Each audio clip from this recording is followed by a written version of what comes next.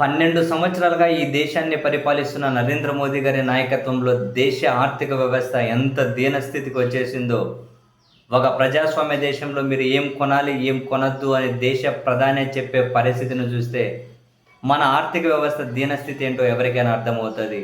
ఇది ఎవరైనా కేవలం ఇరాన్ని యుద్ధం వల్లనే వచ్చింది అని చెప్పి అనుకుంటే, వాళ్ళ అవగాహన రాహిత్యానికి మనం చేయగలిగింది కూడా ఏమీ లేదు.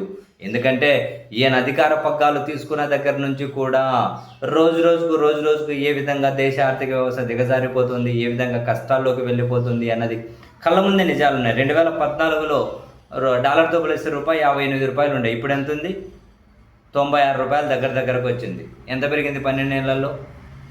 2014లో మన దేశం అప్పు 48 లక్షల కోట్లు ఉండే, ఇప్పుడు ఎంత ఉంది? 200 లక్షల కోట్లకు దాటిపోయింది. అంటే మొత్తం స్వతంత్రం వచ్చినప్పటి నుంచి చేసింది ఎంత ఉందో ఈ 12 నెలలు అంతకు 3 చేశారు. నీ మీద నా మీద యావరేజ్గా ఒక్కొక్కరి మీద వీళ్ళు 1.5 లక్ష అప్పు పెట్టారు. అంటే అదే సమయంలో ఈ 12 నెలల్లో ఎన్ని వందల లక్షల కోట్లు పన్నుల రూపంలో వసూలు చేశారు ప్రజల నుంచి.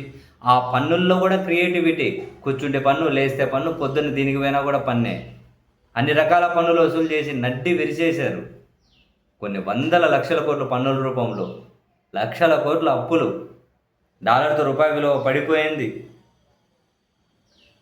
విదేశీ రుణాలు 2014లో $446 బిలియన్ ఉంటే 2026 వచ్చేసరికి $755 బిలియన్.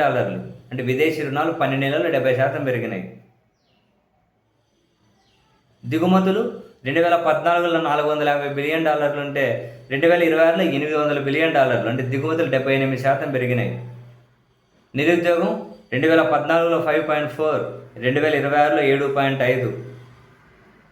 ప్రతిదీ చూడండి, ఎగుమతులు తగ్గిపోయాయి, దిగుమతులు పెరిగాయి, లక్షల కోట్ల అప్పు పెరిగింది, పన్నులు విచ్చలవిడిగా వసూలు చేశారు, విదేశీ అప్పులు పెరిగిపోయి. ఏం చేశారు? డబ్బులంతా ఏం చేశారని ఈరోజు ప్రజలకు పొదుపు సూత్రాలు చెబుతూ ఉన్నారు. వైఫల్యం చేత కానప్పుడు నాయకత్వం మార్చుకోవాలి. ఈ దేశ నాయకత్వం పార్టీ అది ఎవరు మెజారిటీ వస్తే వాళ్ళే ఉండనియండి, కానీ నాయకత్వానన్నా మార్చుకోవాలి కదా. అలాగే ఉండి ప్రజలకు నీతి సూక్తాలు చెప్పేసి మీరే గెలిస్తే ఇది మా గొప్పతనం అంటారు, ఓడిపోతే దేశ ఆర్థిక పరిస్థితి బాగోలేదంటే ప్రజలందరూ మీరు బాధ్యత తీసుకొని మీకు బాధ్యత వద్దా అంటారు. ఇదేం కదా? ప్రజాస్వామ్యంలో ఏం కొనద్దని చెప్పి ప్రభుత్వం మాటలతో చెప్పాల్సింది. అలా ఎలా చెప్తారు అని ఇవే ఇప్పుడు ఈ నీతి సూత్రాలు అందరికీ వర్తిస్తాయా లేదా?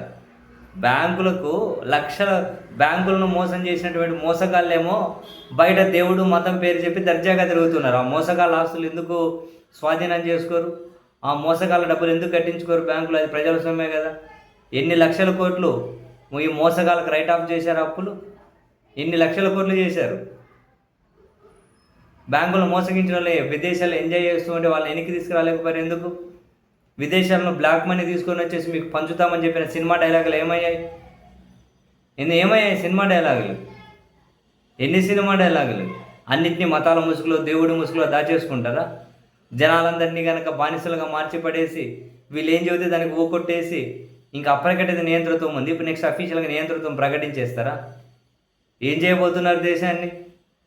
కేవలం బానిసలు మాత్రమే మౌనంగా ఉంటారు. కళ్ళ ముందు నిజాలు ఉన్నా కూడా. ఎంత దారుణం, ఎంత దిగజారి చేశారు అన్ని రకాలుగా దేశ ఆర్థిక వ్యవస్థను. ఇప్పుడేమో అది కొనద్దు, ఇది కొనద్దు, దేశం మీద బాధ్యత లేదా, దేశం మీద భక్తి లేదా, ఎవడికి లేదు తెలుస్తలేదా?